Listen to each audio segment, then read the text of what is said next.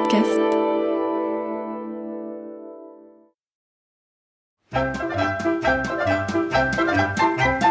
Les aventures de Tintin d'après Hergé, une émission de Nicole Strauss et Jacques Langeais. Musique originale d'André Pop, réalisation René Villemet. Les cigares du pharaon, 6e épisode. Au début de cette histoire, nos deux amis Tintin et Milou pensaient poursuivre la croisière commencée en toute tranquillité. Or, vous l'avez vu, il en a été autrement. Avec le savant égyptologue Philémon Cyclone, ils recherchent le tombeau du pharaon Ki-Osk et le trouvent. Mais alors, ils perdent le savant, qui s'est sans doute lui-même égaré dans les dédales de la nécropole souterraine. Puis Tintin et Milou trouvent les momies de 19 des savants qui s'étaient intéressés de trop près à cette sépulture. Ils tentent de fuir ce lieu maudit, d'autant plus que les sarcophages vides sont prêts à les recevoir. Tintin et Milou, désireux de retrouver la trace de Philémon Cyclone, s'enfoncent vers le sud. Ils abordent un défilé, quand, brusquement, deux hommes en burnous sautent sur eux, les immobilisent et les emmènent à cheval vers une destination inconnue. Mais peut-être ferions-nous bien de nous catapulter vers ce campement de nomades, derrière la 3e dune à gauche, là-bas. Des chameaux, des tentes, et une plus grande que les autres, celle du chef sans doute. Pénétrons-y discrètement. Oh, des tapis d'Orient, des coussins, des poufs, une petite table à thé. Et, assis, là, jambes croisées, un homme barbu. Salam alaikum, puissant Chir. Le prisonnier est là. Comme l'amène. Bien, Seigneur. Allons, bien. Mais lâchez-moi, enfin! Notre puissant Seigneur veut bien te faire comparaître devant lui. Mais enfin, je peux y aller tout seul, lâchez-moi! Ah, te voilà. C'est toi qui as essayé d'empoisonner les nobles hommes du désert.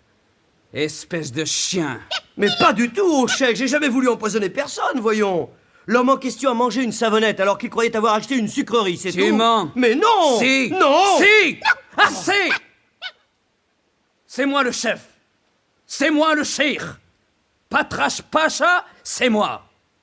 Nous n'avons que faire ici des produits avariés de votre civilisation. Bah, s'ils sont avariés, c'est parce qu'il fait trop chaud chez vous. Et puis d'ailleurs, ce n'est pas moi qui... Assez! Bon, comme vous voudrez, d'accord.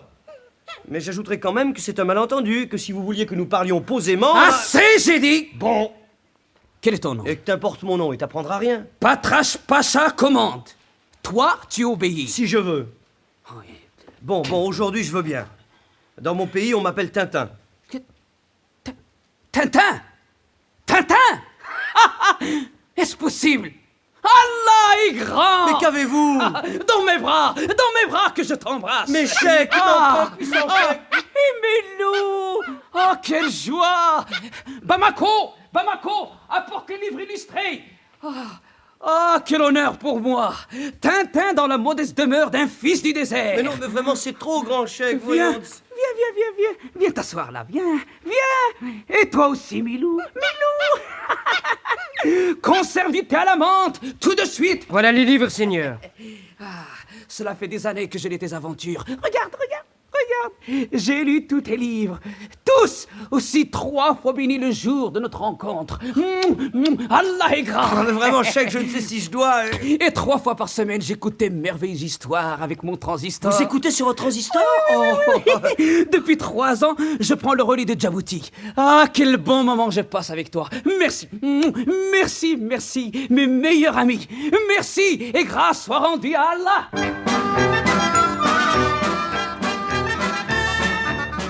Après ce brusque revirement, Tintin et Milou sont choyés par le cheikh Patrache Pacha et le lendemain, celui-ci fait cadeau à notre ami d'un magnifique cheval, d'une carabine, d'une gourde d'eau claire et de quelques victuailles. Après des adieux touchants, Tintin pique des deux et s'éloigne en direction des montagnes. Décidément, ce Patra Pacha est un bien chic. Un bien chic-chèque, je veux dire. Quelle générosité. Soif. Eh bien, bientôt, mon chien. Nous avons de quoi boire et manger. Oui, toujours grâce à notre hôte. Ah, ce n'est pas un chèque sans provision que nous avons eu là. Quel jeu de mots, dis donc. Eh, Milou, regarde là. J'ai la berlue ou quoi? C'est bien une ville, non? Une ville par ici. Sûr. Elle est presque complètement cernée par des montagnes. On dirait un décor de légende avec ses minarets, ses dômes de couleurs. Eh bien, tiens, allons voir ça de plus près, tu veux? À moi! Oh, pitié!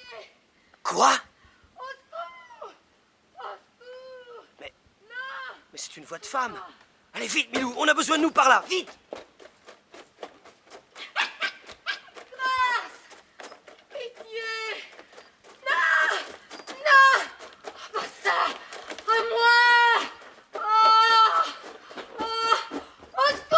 tonnerre, mais il faut être une femme. Bande de lâches, vous allez voir. Battre une femme sans défense. Attendez un peu. Allez, Milou, à l'attaque. Ah, il se sauve. Vas-y, Milou, Morlaix, vas-y, allez, voilà. Relevez-vous, madame, vous n'avez plus rien à craindre. Ah, mon Dieu, dans quel état ils vous ont mis, c'est horrible. Qu'est-ce que c'est que cette hurluberlu? Comment? Espèce d'imbécile, crétin, triple idiot. Quoi? Vous ne pouvez pas vous mêler de ce qui vous regarde, non? Vous débarquez, jeune homme. Espèce d'animal. Toute une scène a recommencé à cause de vous. C'est Non, malin. Mais enfin, je croyais Vous que... croyez quoi? Vous n'avez pas vu la caméra, non? Ben, non. Et les opérateurs, là? Nous tournons un film. Un film. Vous savez ce que c'est, oui? Bien sûr, je sais ce que c'est qu'un film, je n'avais pas vu, excusez-moi. Dimitrides, qu'est-ce que se passe? Ben, il y a que cet individu nous a fait gâcher de la pellicule. Il va falloir refaire la scène, par cette chaleur, là, c'est gay. Mais je ne me trompe pas. C'est bien vous, jeune homme, qui étiez à bord de l'Epoméo avec cette espèce de vieux bonhomme en haut de forme. Et nous nous sommes même un peu querellés, si j'ai bonne mémoire. Un idiot. La prochaine fois, on mettra un écriteau. Monsieur Rastatopoulos. Lui-même, qui reconnaît ses torts. Et moi, les miens, pour être intervenu dans votre film si stupidement... Mais ce n'est pas bien grave. Et voyez-vous, nous tournons en ce moment une super production en couleur intitulée Sous le ciel d'Arabie. Oula. Oui, nous avons dû reconstituer une ville tout près d'ici. En effet, je l'ai aperçu tout à l'heure. Mais vous me ferez bien l'honneur d'accepter mon invitation. Tenez, voici ma tante. Entrez donc. Vous allez me raconter ce qui vous a mené dans ce pays perdu. Avec plaisir, monsieur Rastatopoulos, avec plaisir. Allez, viens, Milou, allez. Viens.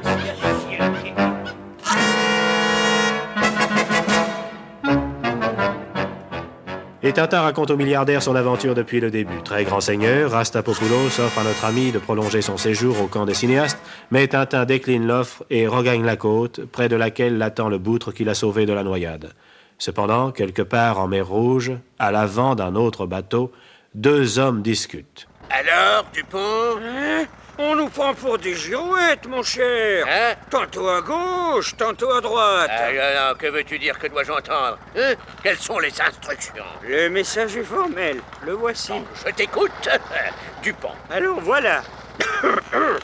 Primo, abandonner la piste Tintin.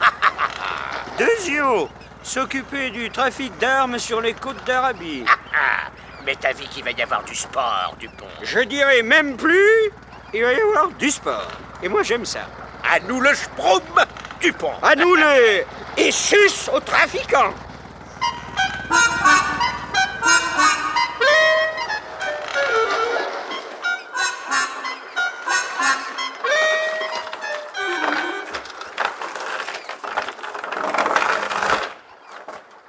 Tiens, c'est curieux, le bateau semble vide.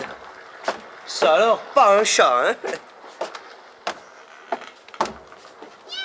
Ah, si je me trompais, voilà au moins un chat, celui du cuistot. Milou! Milou, viens ici, laisse ce chat! Oh, Milou! Oh, l'animal, il est incorrigible. Allez! Ah, il faut que je les sépare avant qu'il y ait trop de mal. Milou! Milou!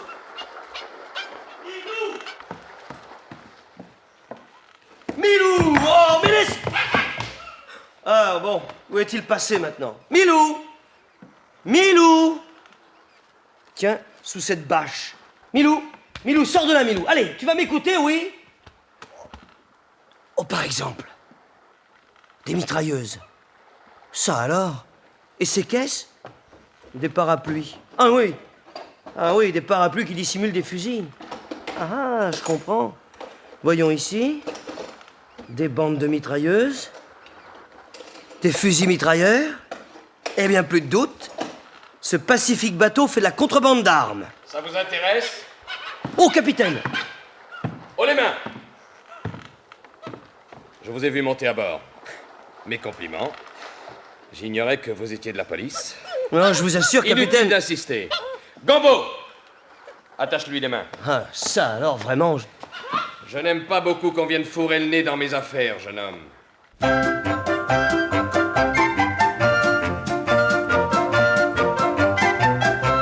Les aventures de Tintin d'après Hergé.